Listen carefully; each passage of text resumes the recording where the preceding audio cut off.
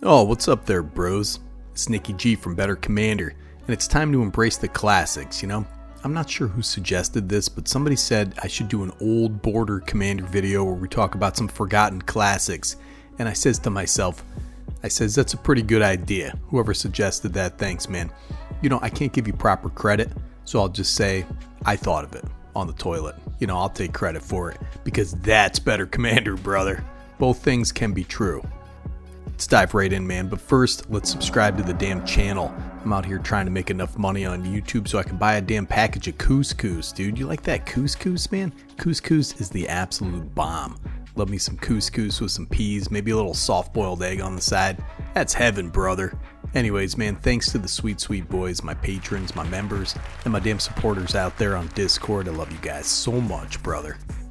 Now, a matter of personal taste here, I've always been kind of indifferent on the frame change. I remember when it happened, it's probably around 2020, 2019, something like that. I like the look of the old borders. I mean the very old borders, the oldest of borders. But the pre-legendary frame kind of needed something to distinguish the legends from just a regular creature.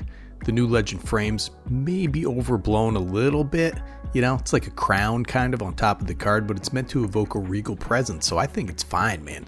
Definitely sticks out in a handful of cards. Overall, I think they did a good job with this. It's your frame talk for the day. Everybody tunes in for frame talk, dude. How about this? The Gitrog Monster. 3 black and a green. Legendary creature. Frog Horror. Death Touch. At the beginning of your upkeep, sacrifice this guy unless you sacrifice a land. You may play an additional land on each of your turns. Whenever one or more land cards are put in your graveyard from anywhere, I mean, that even means the library, brother. Or if you discard it, draw a card. I like the oversaturated, darker look of the old border, but the corrected lightness and contrast lets you see a little more of the detail in the art. In any case, take a look at my boy here, man. A Gitrog deck is a strange bird, man. On its face, it's a big greasy horror for 5 mana, no trample, but that death touch is pretty nasty. Sacrificing land sucks, right? But you get to play an extra one each turn, nice trade-off. Once you start packing in the Remanap excavator type effects, playing lands from graveyards, playing fetch lands, you're in for a good time. Also available in the old border and even older border, but with a newer card, is a little payoff here. Titania, Protector of Argoth. This is 3 green, legendary creature, elemental. It's a 5/3. When it enters, return target land from your graveyard to the battlefield, and whenever a land you control is put into a graveyard from the battlefield, create a 5/3 green elemental creature token. Nasty little bird, man. With the Rog out there, you're doing stuff, brother. You're making these guys. Take a look at this. Looks like Rob Zombie after a hard night out with Andy Dick. Damn, those Nils Ham tokens go hard, dude. Just like old Nicky G. Yeah, man, Gitrog is a pretty cool commander. Pretty crafty deck, but let's go even older school border with this little beauty right here. Hannah Ship's Navigator. 1 white and blue for a legendary creature, Human Artificer. It's a 1/2. Has 1 blue and a white tap, return target artifact or enchantment card from your graveyard to your hand. I never thought I'd spend my life fighting. I'm a maker, not a destroyer. I mean, listen, man, I say the same thing every morning when I wake up, but I got that sweet jumpsuit too, man. This was printed 25 years ago in the year 2000. It's an action shot. She's shooting her wrist laser right into Phyrexian's nuts, dude. And let me tell you something. Those wrist lasers were everywhere back in 2000s. You couldn't swing a dead cat without tripping over a wrist laser. You know what, man? This card is probably pretty powered out of the format, but the ability to recur enchantments to your hand for the low cost of 3 mana and a tap isn't bad as a support in Bant or Azorius enchantments. You can get things back like Seal of Cleansing, little things that sacrifice themselves. You destroy target artifact or enchantment when you sacrifice it. It's not bad. You gotta break the plate, but Hannah can get that back, brother. It's worth taking a look at. Oh yeah, man, we're going all the way back to Lorwyn. This card is $1 and it's a dope, unsung, underslung 5-color commander, like a grenade launcher, dude. It's underslung that pays off a creature type we don't see too many decks for, and that's elementals. It's the Horde of Notions. This guy's Wooburg for a legendary creature elemental. It's a 5/5 with vigilance, trample, and haste. Pretty awesome. And has Wooburg, you may play target elemental card from your graveyard without paying its mana cost. Even the oldest tree folk was but an acorn when Lorwyn's first mysteries were born. Listen, man, you don't want to have an acorn hanging out below the waist, dude. It's not good for you. You know, the more I look at elementals, the more support they have. Take a look at Risen Reef here. Whenever this creature or another elemental you control enters, look at the top card of your library. If it's a land card, you may put it onto the battlefield tapped. If you don't, put it into your hand, man. It's not bad. And listen, the flavor text on this, no, not washed ashore. It walked ashore. That's the kind of flavor text we live for here. And take a look at this card, the Smoke Braider. 1 to red for a creature elemental shaman. It's a little mana dork. Tap, add 2 mana in any combination of colors. Spend this mana only to cast elemental spells or activate abilities of elementals. Perfect for this deck. Gorgeous art on this thing. You've got cards like the Flamekin Harbinger, tutor up an elemental. You got various Omnaths. You got the Locus of Rage. It's great for elementals, also available in a semi-older border. Don't forget the old elemental elk, the ultimate mana dork, Gigantha the Wellspring. Have you ever seen an elk on ecstasy, Jamie?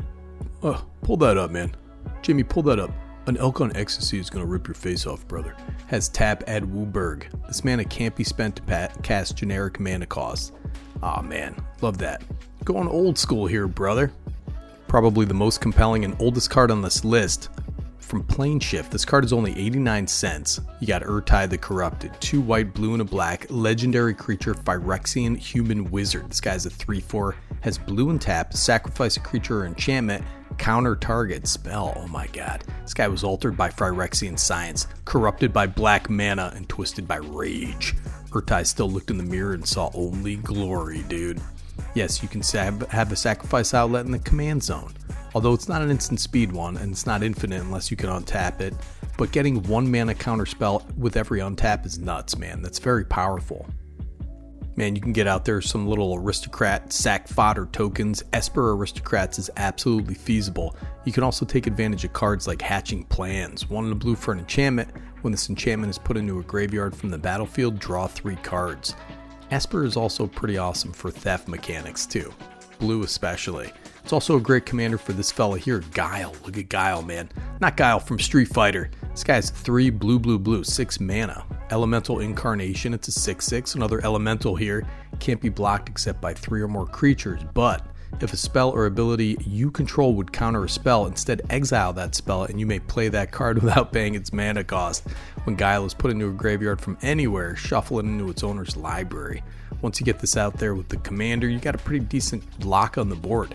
Nobody's casting anything impactful. It's also from Lorwyn, incidentally. You can kind of see the difference between modern printings and the old ones.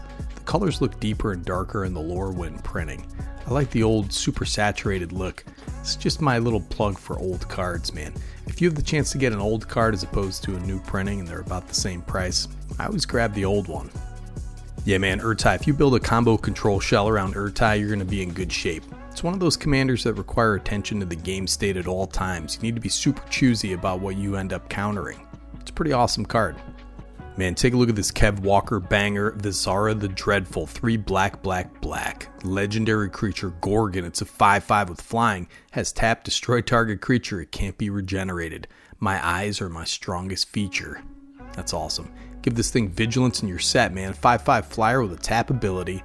Like that for 6 mana ain't bad. We got that CrossFit bod, dude. Look at those arms. Looks like a young Linda Hamilton of Terminator fame. Serakanda, where are you? I don't see her. Oh, there she is. It's Visara. Visara Kona. Yeah, that's right. Great deck for a $2 sleeper banger from Lord of the Rings. This and Urtai, Sting the Glinting Dagger. So this is 2 generic mana, legendary artifact equipment.